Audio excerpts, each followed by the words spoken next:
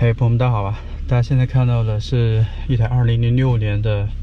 丰田凯美瑞啊，这是我自己的车。你看它的里程的话是有187600英里，还算凑合吧。对凯美瑞来说，这个里程不算特别高。但现在它有个问题啊，我转向给大家看。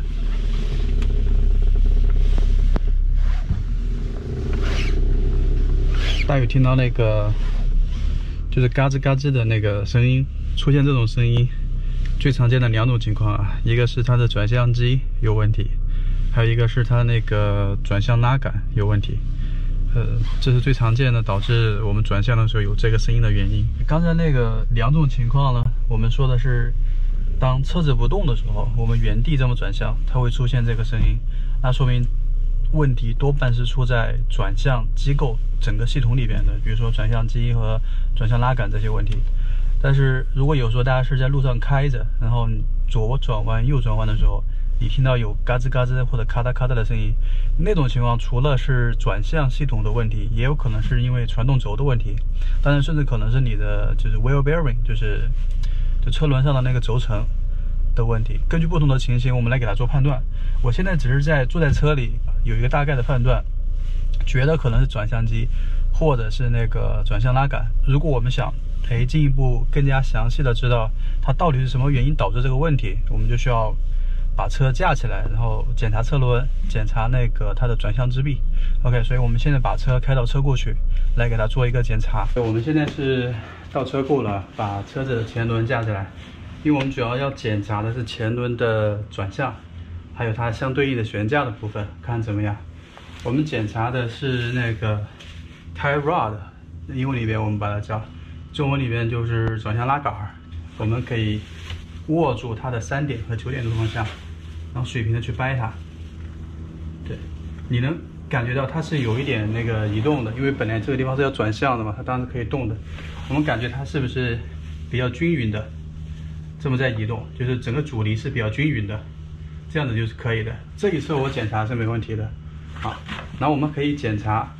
12点到6点方向，然后看它有没有矿量，有没有矿动。这个地方是完全不动的，因为它是垂直的。对 ，OK， 它应该是比较结实，就是你会感觉硬邦邦的，没有太多的动的空间在里边。3点到9点，12点到6点这个方向，这么去摇它的时候，它要么是一点不动，要么就是比较均匀的移动，是不会有那种松垮垮的有矿量的感觉，这样子就是没有问题的。OK， 我们左侧这边检查了，没有什么问题，我们就右边检查一下。还是先检查我们今天关心的问题啊，3点到9点这个方向，我们来做同样的检查。大家是看到我整个车有矿量了，就这么一点点。好，这种矿量在我们的开车时候反映出来的就是，要么你开车的时候会抖动，你的方向盘会感觉到抖动，特别是你在高速的时候，然后你踩刹车，这种抖动的感觉就会有。还有一个就是我们转向的时候会有嘎吱嘎吱的声音，刚才我们最开始给大家也示范了，对吧？好，我们来检查一下我们的12点到6点方向。OK， 还是跟左侧一样的，是非常结实的，没有太多空量给我们，说明我们的 wheel bearing 其实是没有什么问题。现在要担心的啊是右边这一侧，它的转向拉杆或者是 tie rod 可能是有些磨损的。我们把这个车轮拆下来，看一下它到底是什么样的啊。好，我们现在是把右前轮给它拆掉了啊。我们想看一下它到底是什么地方出了问题。当我们来把镜头对到这里，这个位置啊，这一根杆子就是我们的 tie rod 或者叫转向拉杆，它这里边连着的是转向机。当我们转动方向盘的时候呢，它会通过液压系统把那个力加到转向机上，然后去拉动这个拉杆。然后当这个拉杆去拉的时候呢，我们就会这么拉或者推啊，就会让我们的整个车轮去转向。其实基本上就是这么一个工作原理啊。这一个外边这一根，英文里边我们把它叫做 outer tie rod， 就是在外侧的拉杆，很直观的一个东西啊。这里边的这一根，它其实这里是2节，看吗？中间有个螺丝给它分开的。然后里边的那个呢，我们把它叫做 inner tie rod， 就是内侧的一个转向拉杆。然后这里边呢有个球状关节，是连到这个里边去的，然后外边是它应该有一个叫一个防尘罩，但这个防尘罩应该是已经破掉了、坏掉了。然后这个关节这里啊有比较多的锈蚀，感觉状况不是很好。然后我们去摇一下这里。我摇的时候呢，大家看我手指的地方，这个地方就这上去那个球那个地方呢，它是会有一些摆动。这个摆动呢，它是只有这个杆在动，它没有拉着里边那个一起动，就是没有抵紧，相当于是这里边存在的一个虚位。这也是为什么我们摇的时候，在轮胎上体现出来的就是有一点旷亮，所以这个是我们要可能解决的问题吧。为了解决这个呢，我们这根里面的这个 inner tie rod 肯定是需要换掉的。当然，外面这个防尘罩给它换了，外边这一根的那个 outer 的 tie rod 其实应该是可以用的，但是既然换掉，我们打算给它一起换吧。今天晚上已经天黑了，来不及。我想明天去把零件买好，然后把整个给它换掉，然后看一下它的效果是什么样的啊。那我们现在终于把所有的零件都买齐了吧？一共呢其实是买了4个东西，这个橡胶的这个叫 rubber boot 或者它的防尘罩，还有这个 clamp 套在这一端用的。我们是在我们家旁边的一个丰田的 4S 店去买的，因为这个零件好像在其他的零配件买不到同样型号的，我就只有去买原厂了。那这2个呢是在 Advance Auto 买的啊，是用的副厂件。这个是它的那个 outer tie rod， 这个是那个 inner tie rod， 都是有上油的，我们待会儿可以直接用。这2个在 Advance Auto 买的是60美金多一点点，这2个rubber boot 和那个 clamp 花了42美金，所以我们在零部件上的花费的话，应该是100美金多一点，应该不到105美金的样子吧。大家看这个我们的这个防尘罩啊，它其实已经坏得很严重了，另外一侧被完全磨掉了。那我刚才给它拽出来了一下，为什么要拽出来呢？因为我想去量这个点到我的这个接头这里，它的中心的距离是多少？大概是356毫米的样子啊。刚才用直尺量了一下，我量这个呢是为了我待会儿装回去以后，我能基本上调到这个长度。大家看这里其实是有一颗螺帽，我们可以通过旋转这个螺丝来把它的长度调回去的，就是基本上跟原来接近吧。这个其实如果只是精确到毫米级的话，应该不是太够。但是我们如果能做到这样的一个大概的精确程度了，至少保证我们开车上路不会有什么危险啊。当然还有另一个保证我们误差很小的一个做法呢，是我们会去数待会儿我们旋转的圈数，就比如说我们会要把它拧上去嘛，这样子来数我拆的时候拧了多少圈，我装回去就需要拧多少圈。但是这个方法呢有一个前提啊，就是我们的这个杆儿它的长度跟原厂的长度得是一模一样的，如果长度不一样，那我们去数圈数的话，它的意义就不是很大。我们来说一下，我们要怎么拆啊？大家看这里有一个插销，当然我们要第一步把这个插销拔掉，然后就是往上顶，把这个关节或者这个接口给它拔出来。当然这里是有一个螺丝的，我们要给它拧松，然后先把这个 outer tie rod 这里给它拆出来。然后完了以后呢，我们就要拆里边的这个，它这个里边的这个 inner tie rod， 这是一个球状关节，然后再往里边呢是一个类似于套筒一样的，它需要一个很大的socket 给它套上去，然后给它拧下来。这个角度呢，因为我们在这里是没法去伸什么扳手进去的，所以待会儿需要用到一个特殊的工具啊，就是这个东西啊。也是我去Advance Auto 借的 Inner Tie Rod Removal Set， 专门这样的工具，我大家看一下，它是长什么样子的啊？就是这样子的，它其实就是有几个很大的套筒，待会儿我们会给它套上去。然后呢，完了以后我们用这个给它接上，然后去拧它，这样子我们就可以从外面去把这个很大的螺丝拧下来。不过我现在看这个好像特别大哦，我有点担心我们这个尺寸到底是不是能合得上的。不管怎么样，我们先试一下吧。OK， 先把这里拆了。我们来先把这下面的这里啊，这个插销给它先拔出来。好，这样子出来了。然后是这里有一个，应该是18毫米的吧？对，给它拧掉。这个螺丝不是特别紧啊，比较容易拧下来。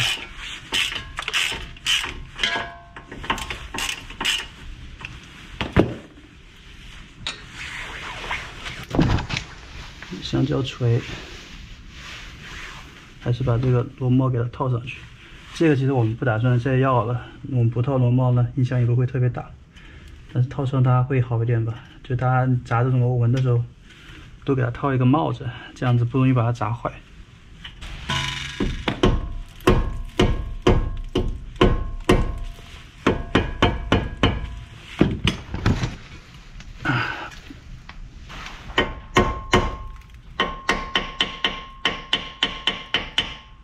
我刚才砸了一下，效果感觉不是特别好啊，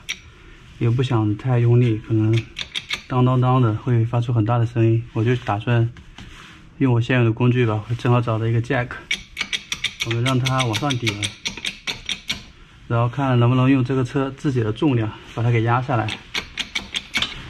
那个点没有找好，我直接顶这里应该效果会更好一些。我们来试一下。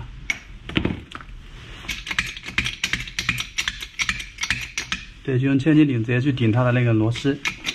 看能不能把它从这个位置退出来啊。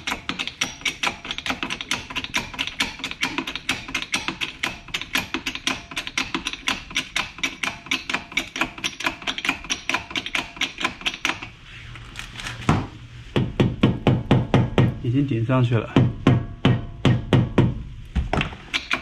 来一下。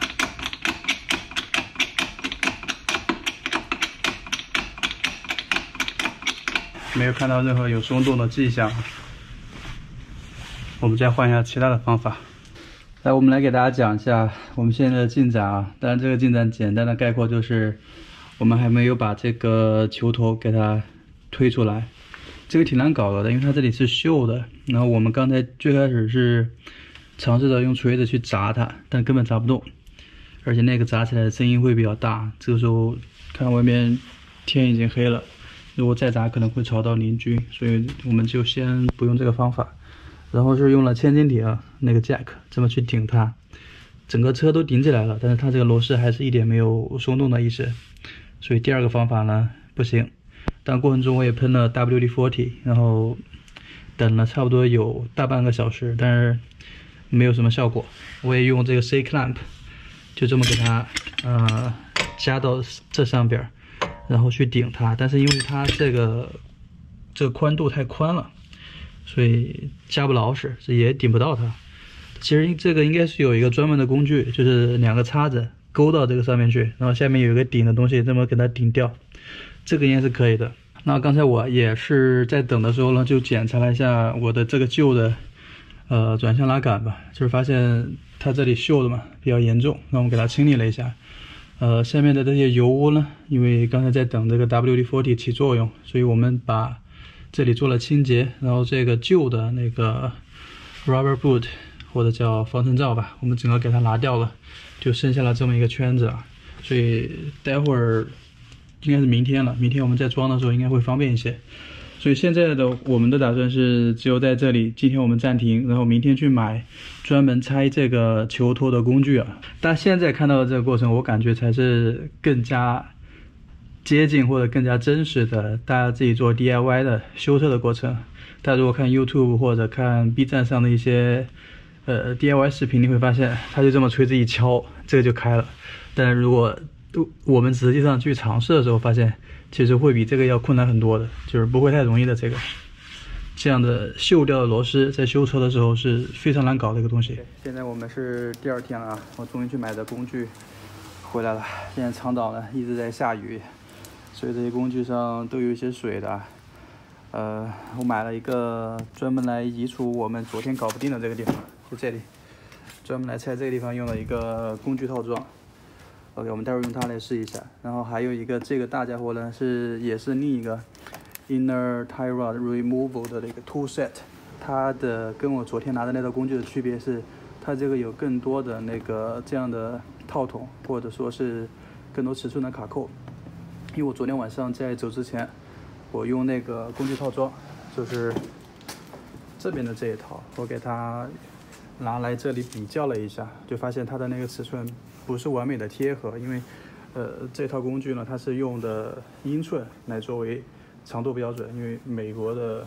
很多工具呢，它是用1寸来做的，但这个日本车更多的是用毫米。这套工具呢，就有一些用毫米来标记的工具，所以我觉得可能这个会好一点。然后还买了一个这样子一盒的那个 cutter pin， 因为我们昨天不是拆了嘛，我打算给它换新的。然后这一盒呢是那个小钉子，铝合金做的，因为这个这个 inner tie rod 这里是有一个钉子的，我们需要给它换掉。它这个原来的这个车上的这个钉子已经没有了，我们也没法用它旧的，所以就给它买了一个新的。OK， 所以所有的工具呢，我们都放到这里了。哦，还有一个那个大叉子，那个叉子也是可以用来移除那个 tie rod， 就是那个关节一样的东西。就是如果我们这些工具都不起作用的话，我打算就用它，就是暴力的给它撬下来，因为反正那个也不要了，我们买了新的零件需要给它换掉了。整个这一套工具呢，我们花了有160美金多一点吧，所以工具花了160多，然后零件呢花了100多一点，总共的成本应该就是270美金左右啊。这一套如果拿到店里去换，我问了一下，如果只换那个 inner tie rod， 就是只换那里面那一部分，价格是320加税。如果把 outer 换上，可能会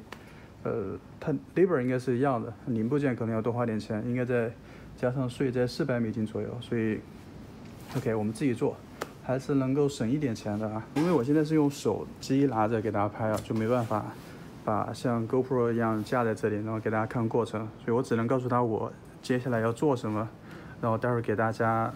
看一下结果啊。我当然是想用那个工具套装，就它这个呢，你看是有2个爪子，我可以用爪子给它抓到上面，然后用这里去顶，给它顶出来，就这么一个工作原理啊。它的整个工具的就是 set up 就这样的样子啊，它是这样子一个 U 型的钩子，这2个钩呢就勾在这个上边，然后待会儿我们去拧这颗螺丝，就会把它这个球这里就给它抵出来。这是一个19毫米的螺丝，我们就先用 ratchet 拧一下，如果不行的话，再用 brake bar 给它努力的往外推就可以了。啊，我们刚才用了这个新的工具啊，很快就拧出来了，就不到1分钟。你看现在已经松掉了，就整个手就很容易给它抬起来。但我又遇到了个新的问题，刚才这个螺帽我不是拧在这上面的吗？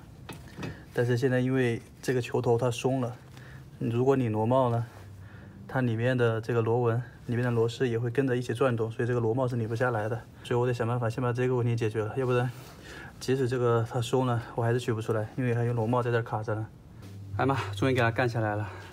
暴力拆解啊！我把这个螺帽呢，这样子的，把这边的一边给它用这个钳子给它咬开了，然后同时用电钻转一下，用这个铲子给它戳一下，给它戳断了，然后这样子这个拉杆这里啊，它就可以这样子很容易就提出来了。但是我们现在还是要给它先放在这里面，让它卡住一下，因为我们还要拧这里的这有一颗螺丝，这样子可以用来给我们调长度用的。但在拧之前呢，大家看这上面有一些那个白色的痕迹啊，这个是我做的标记。待会儿我在装新的时候呢，会用这个旧的来比一下它有多长，这样子让它的误差尽可能的小一点啊。好吧，我们刚才成功的把这个 outer tie rod 给它拆下来了，其实也不叫拆，因为我最开始尝试去拧它的螺丝的时候，发现很难拧动。我用这个千斤顶去顶那个扳手，顶着它旋转，也是拧不下来的，根本松不开啊。所以后来就只有暴力拆解啊，我用那个电锯把整个铁柱子给它锯断。当然用的工具了，这个 Ryobi 的一个电锯吧。OK， 那这是我们的第2个关卡啊，我们给它用暴力的方式闯过去。那接下来呢，我们是第3个，就这个地方，好，我们要给它拧下来。大家往里面看，这个位置就是我手指头按住的这个地方，它是有一个垫片的，就是这个东西啊，这是它的新的。它这个呢是凹进去的，卡住它，需要我们先用一个凿子给它展开砸平，这样子我们就能去拧动这个大的螺帽吧，然后把它松出来。然后拧的时候呢，我们需要用到这个工具套装，它这里有对应的这样的一个卡扣，这样子的啊，然后有一个很长的筒，这样子我们给它套上去 ，OK， 这样套上去之后呢，去拧到这一端就可以给它拧下来 ，OK， 然后我们看一下，希望这个关口我们可以比较顺利啊。我们第3个关卡非常容易的就通过了啊，其实你刚才我们那卡子可以卡到这上面，然后去拧它，其实并不需要很大的力量就能给它拧下来，关键是工具要用对啊，就是拆这个，还有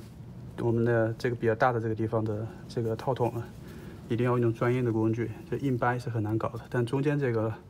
我还是觉得用电锯锯会更方便一些。那我们用锯掉呢，有一个好处啊，就是因为我们没有旋转，所以也没有改变它的长度。但是我装的时候，我就用新的和旧的这么比较，我就知道我到底需要把它调到什么样的长度，这样子我的 alignment 呢也不会有就是比较大的偏差。OK， 接下来我们就是要把这些东西一步一步的给它装回去啊。我们现在是把所有的都装回去了，这里的那个防尘罩子，然后里边有一个英文名我们把它叫 clamp， 就是一个不锈钢的一个铁圈子，给它套上。外边这里呢也是这样一个圈子，然后这2端我们给它连起来，然后这里的这个关节这里啊，给它用了一个 cotter pin， 你给它卡住。我们在装的时候呢，最开始我是量了整个杆的长度，这是一个参考，同时也要去数它里的螺纹的数量，就比如说我这里露出来的螺纹有多少。当然我刚才比了一下，我这个买的零件和我原厂的零件是一样长的，所以我可以用这个办法来给它相当于尽可能的做到和原来的长度一样。我们装完之后呢，比如说我们来拉这个拉杆，这个是完全拉不动的，它就非常紧，不像是我们原来的那个，它就会松垮垮的。给大家看一下，就这个就是非常就容易就晃动了。这个原厂的呢，它其实应该是贴得蛮紧的，不可能说这样子你就很容易就给它晃得起来，而且这个明显是有虚位的。好，那我们现在是把轮胎给它装上，然后上路做一个测试。我们刚才开着这个车出去做了一个测试啊，就发现一个问题啊。当我们车子直行的时候，方向盘是这么偏的，就是它方向盘左偏，车才能直着走，所以我们可能还是有些 misalignment 的。然后我们给它稍微做一个微调。它这么偏呢，比如说我把方向盘摆正，那说明它的车子就会往右开，说明我们右侧的那个拉杆太长了一点，我们想办法给它缩短，然后我们再开车上路，给它做个测试啊。我们的整个路试和调试的过程刚给它做完啊，我们才把整个 tie rod 更换完。上路试的时候呢，发现这个方向盘是左偏的，就是我车在走直线，但是方向盘却看起来是朝左的。我当时的想法是我可能要把这个右侧的转向拉杆给它缩短，但是我缩短之后发现它偏得更严重了，所以我觉得应该是调反了。当然其实后来去想一下它的整个工作的那个逻辑，应该是要把它延长的，所以我第一次是缩短了1毫米，发现更严重了。然后第2次我在调的时候呢，我就把它延长2毫米，相当于我比最开始的那个有偏的状态呢，给它延长了1毫米。最终的结果呢，我的方向盘在走直线的时候呢，至少我的肉眼看起来，我的方向盘是直的，就没有很明显的偏。而且我把手松开，在平直的路面上，它是可以走直线的。我们这一次换这个 tie rod 有点折腾，从第一次检查到现在，总共3天的时间。这3天我可能每天花了都有2-3个小时来折腾这个事情，还要去买工具、买零件，比较折腾。但是最终的结果还可以啊。大家如果有类似的问题呢，可以自己尝试解决一下。但是如果大家在尝试之前啊，如果你是没有任何修车经验，可能你没有换过刹车，也没有给自己的车子换过机油，我不建议用我的这一个视频来作为你做维修的唯一的参考，因为这个过程中有很多的细节，还有比较详细的过程，我没有在这个视频里面给它展示出来，我只是可能让大家知道我遇到了什么问题，然后我最终采用了哪些解决方案。其实在 YouTube 上有很多讲怎么样换 tie rod 的视频，他们讲的还蛮详细的。其实我从中间也学到很多，大家如果感兴趣，其实可以去看他们的详细的步骤。但是我这个视频呢，也许可以帮大家避免一些坑，节约一些时间，少犯一些错误。没有特别难，但是可能对工具的要求要高一些，同时呢因为它是跟你的车子的4轮定位相关的，它对精度的要求还是蛮高的。就比如说我差了1毫米，但其实在方向盘上的影响也是特别大的，所以可能我们需要反复的去给它做测试，然后去给它做校准，最终才能达到比较好的结果。那我们今天这个视频就拍到这里啦。这应该是2022年的最后一个视频啊。我们在2023年应该会有更多好玩的东西跟大家分享。我们2023年见，新年快乐，拜拜。